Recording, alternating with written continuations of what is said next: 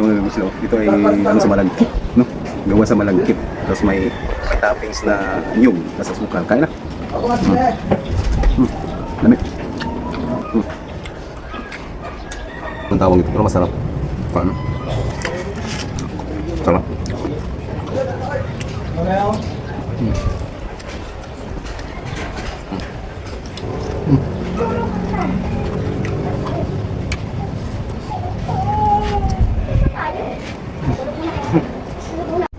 What's up mga gusla? Sa mukha ko lang. Sa mukha eh. What's up mga gusla? Ayun, kakain tayo ng ano to? Tawag dito sa Quezon Province ay kalimutan ko na ito. Nawala sa isip ko. Basta kalimutan ko na ito eh. Yung mga gusla, ito ay ano sa malagkit, no?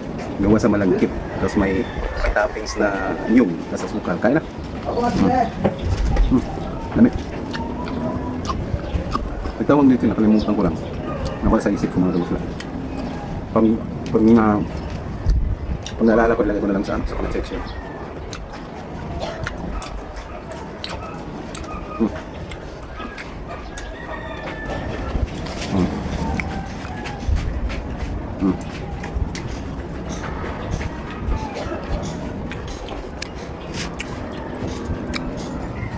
Inilipat ko kasi yung tuwalya, gumagalaw-galaw. So nag-distract tayo. Nakalimutan ko kung anong tawag ito, pero masarap. Paano? Masarap siya mga gusla. Yung masarap. Kaya natin mga gusla.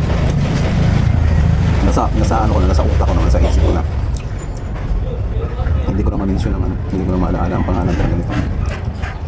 Walang tito eh.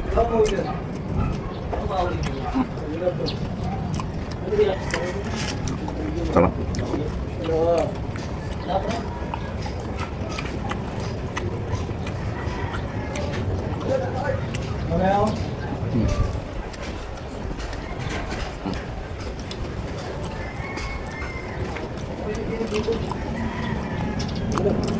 Sarap mga gusla.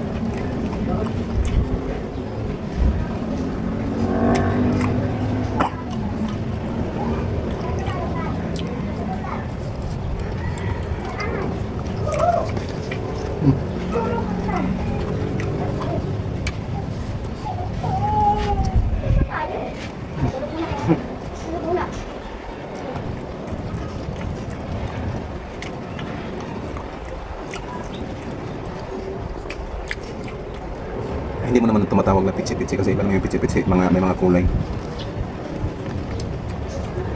Ito ay yung iba. Ano? Ba.